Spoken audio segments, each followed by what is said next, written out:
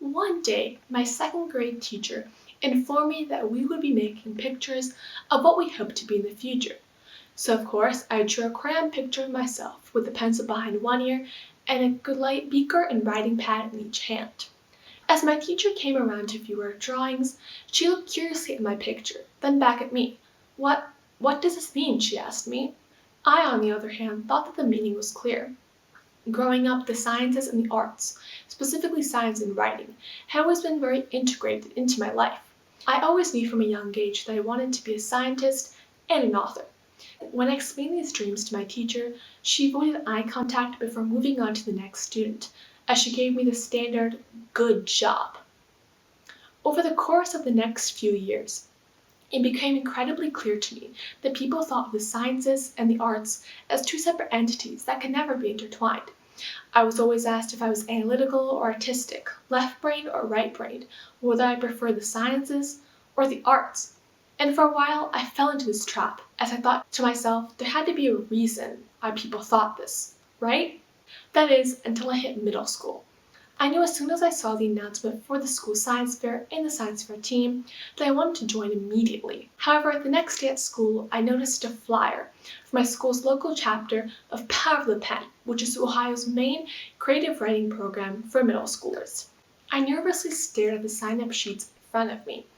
As a Robert Frost poem states, I could see two different paths in front of me. One where I became a New York Times bestselling author, and the other where I became a world-leading scientist who was developing new solutions for the world. However, I decided not to choose the road less taken, but to instead pave a whole new road myself. In a moment of fleeting recklessness, I picked up that pencil and wrote Laasya Acharya in bold letters across the sign-up spaces for both the science fair team and the Power of the Pen tryouts team as well. And I was beyond enthusiastic when I had found out that I had made both teams. To my excitement, I ended up reaching the national level for science and the state level for writing. The thrill of science only confirmed my beliefs that I definitely wanted to continue on with science fair in the future and STEM in general. However, I couldn't deny the pull that I felt towards writing as well. This led me to a reevaluation of my beliefs. Were the sciences and the arts really that different? My first experience with the integration of science and writing was during my first Power of the Pen practice, where we learned multiple tips and skills on how to bring out the creativity in our writing and in our thoughts. A little while later, my family visited an orange orchard, where I saw a lot of fruit loss due to diseased fruits. After inquiring with the farmer, I found this was actually a yearly problem for them. Around the globe, there are high percentages of fruit loss due to bacterial, viral, or fungal infections. However, there is a solution. Early detection is key to preventing these losses, as farmers can then take preventive measures and therefore decrease their fruit losses and increase their fruit yields. However, current detection systems are dependent on lab-filled image analysis, whereas most field images have background noise, thus making diagnosis extremely difficult. These systems involve farmers having to manually check for fruit diseases or send samples to organizations, both of which are extremely time-consuming and risk for their fruit damage. So I began thinking, what's the way for me to create an early detection system for fruit diseases? Introducing Ceres, named after the Roman goddess of agriculture. Ceres costs under $40, doesn't require Wi-Fi to analyze imaging, is easy to use, and is accurate and fast results. My first step was to decide how I would create this early detection system.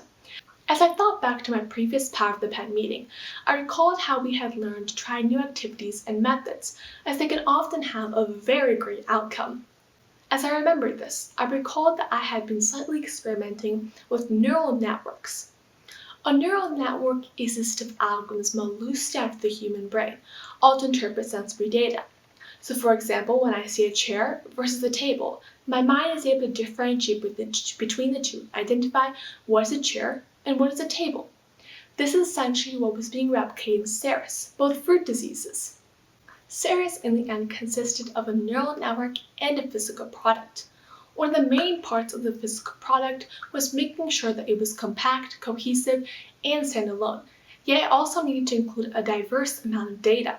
As I quickly realized, this would be much greater of a feat than I had expected, Sarah's needed to consist of many different components, yet it still needed to be small enough to be handheld. As I pondered on how to address this issue, I thought back to my Power of the Pen meeting again. The first tip that came to mind was take risks. As I stared down at the paper, the idea began to form in my mind. An all-inclusive, yet still compact design. Quite a risk, as the proportions and measurements needed to be exactly right. I furiously began to sketch lines and dots on the paper as my idea came to life. Another example of this integration was how I was able to learn more about scientific writing through Power of the Pen. One of the main parts of Power of the Pen is making sure that your story is short enough to not bore the reader, yet it still needs to have just the right amount of details. And this quickly tied into scientific writing, because you want to make sure that your reader does not get bored. You still want to go in depth into the science behind your projects and the scientific writing that you were talking about.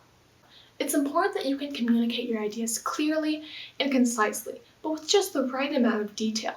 Using these skills, I could further communicate my ideas clearly while also developing skills in scientific writing.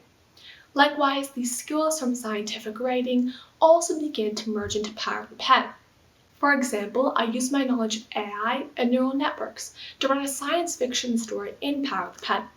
This story brought together my two favorite things, science and writing. Now, these were just the first experiences I had had where I was bringing some skills from one area to the other activity.